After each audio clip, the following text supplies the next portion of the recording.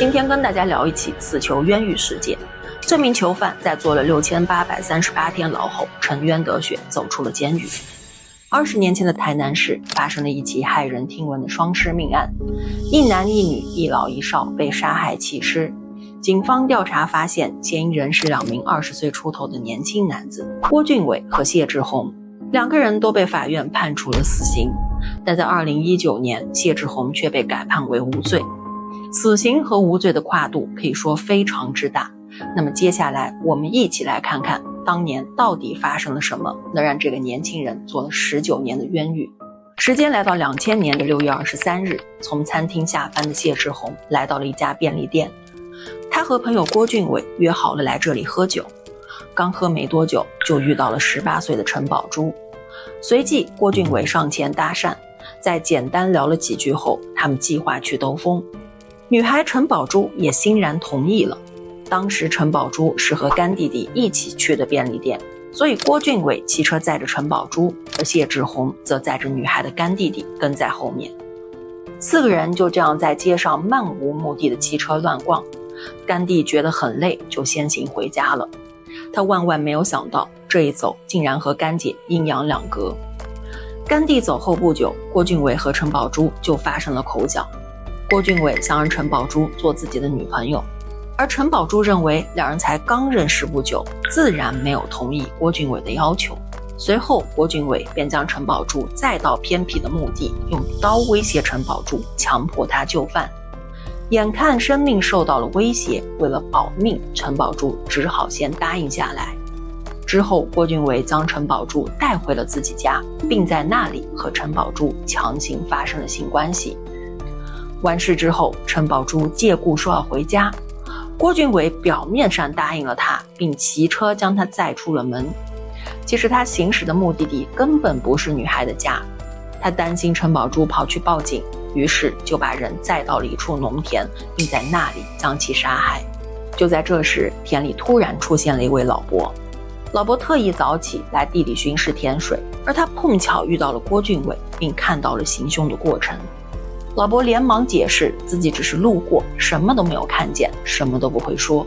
而杀红眼的郭俊伟根本不管那么多，他拿起刀子就往老伯的身上捅去。就这样，老伯惨死在了他的手里。第二天一早，有人路过农田，发现了倒在地上的老伯。正当他要打电话报警时，又发现了不远处血泊里躺着一个女孩。老伯身上共有4处刀伤，而女孩陈宝珠全身上下共有48处刀伤。警方从陈宝珠的包里发现了一张便利店的购物小票，顺着这张小票，警方找到了便利店。他们发现这里就是这场悲剧的起源。警方通过陈宝珠的通话记录，首先找到了死者的干弟。干弟把当晚的情况告诉了警方，并向警察描述了2个人的外貌特征和特点。很快，陈宝珠的尸检报告也有了结果，显示他在死亡之前有过性行为。警方根据干弟提供的线索，仅花费了几天的时间就找到了郭俊伟。但是郭俊伟却提供了一系列不在场证明，并否认自己和本案有关。随即警方采集了他的唾液，通过比对后发现陈宝珠体内的精液和郭俊伟的 DNA 完全吻合。不仅如此，警方还在他的家里搜出了一把蝴蝶刀，而这把刀正是警方要找的作案工具。在种种证据之下，郭俊伟不得不承认自己的罪行，并且呢，他还咬出了共犯谢志宏。谢志宏到案之后，2个人开始互相推诿，他们都指责对方才是真正的杀人凶手。那么人到底是谁杀的呢？从证据显示，骑车载死者的人是郭俊伟，作案凶器也是在他家发现的，并且在陈宝珠的体内还发现了郭俊伟的精液。按理来说，他的涉案程度会比较高，但是在返回现场模拟作案的过程中，郭俊伟说了这样一段话：我倒去家，啊，回家谢志宏在结婚嘛，我跟谢志宏就听讲我去倒换一条路，来，我伫这结婚。谢志宏当场反驳，他说自己当时被郭俊伟隔离在30米外的路口，根本没有想过女孩会被杀害。然后车子就到这边嘛，然后到的时候郭俊伟就叫我骑过去，然后我就骑过去。2个人各说各话，并并且对老伯的死亡说法也是南辕北辙。郭俊伟承认对老伯行凶，但是他同样咬住谢志宏不放，说谢志宏才是真正让老伯毙命的凶手。阿伯啊，特别扁头哦，因为我阿伯甲拄了，伊用病安尼，卡车在，换谢志宏我阿姨啊。谢志宏就是双去对头伫对的，一点病个对头伫对。面对这些指控，谢志宏坚称自己只有看守，没有杀人。是回到路口跟阿伯洗香辛料，他跟我说笑脸高涨，他说完之后他就过去，然后那时候我们要阻止已经来不及了。可最终法官采信了郭俊伟的说法，认定两个人都有动手，而谢志宏的律师则有不同的看法。他认为，首先女孩身中48刀，法医学上称之为过度伤害，如果不是有感情或者是性关系纠纷，不会下那么重的手。而且在郭俊伟的证词中也证明了这一点。他说女孩表示要去找其他人，所以他一气之下才动手杀害了她。而且和女孩发生关系的是郭俊伟，所以郭俊伟完全符合过度伤害的动机。另外，在法医报告中指出，女孩心因性休克，无法发出声音，但郭俊伟的证词却说他刺杀之后，女孩的手还在动，然后发出呻吟。这个时候谢志宏上去补刀，导致女孩毙命。这一点呢，也和法医的报告矛盾，因为此时女孩已经心脏破裂休克，不可能发出声音。但是法官认定刀伤深浅不一，命案绝非一人所为。无论是杀害老伯还是女孩，郭俊伟的证词可以说是漏洞百出。那么法官为什么还要采信他的话呢？其实最主要的原因还是郭俊伟通过了测谎，而谢志宏在测谎的时候因为情绪激动，结果是无法判定。根据这一点，律师提供了精神报告，强调郭俊伟属于反社会人格，测谎错误几率很高。他们做出来的结果是74%，低于他们说一般人，就是对照组大概是90几。74%的话，其实就是一个概念，就是说，如果说有一家航空公司，它是每飞4次摔1次，我想这种航空公司没人敢做。那可是我们法院却敢用这样的一个测谎报告。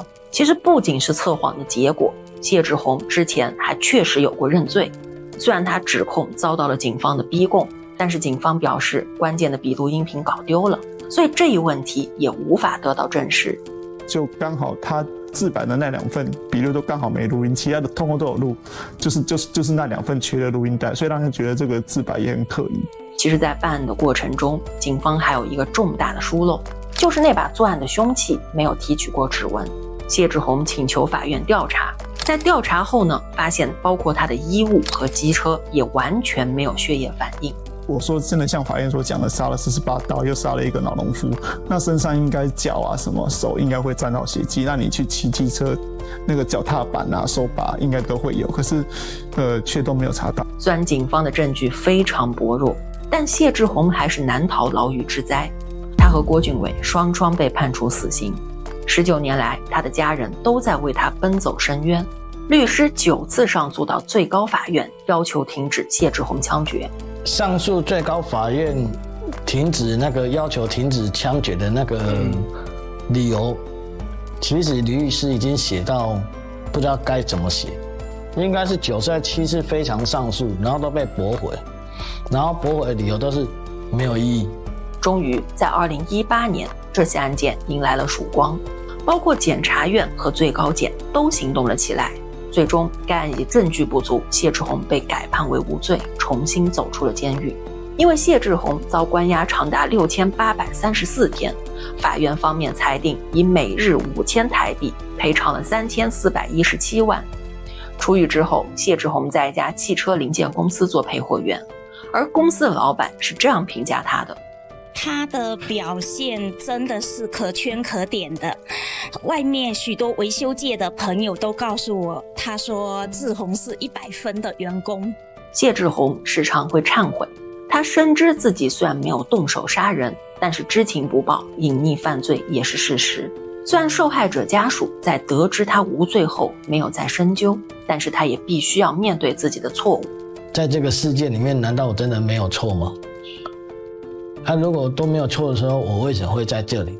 那我在这里的意义是什么？我开始去思考很多方向之后，我才明白，然后我才开始面对他。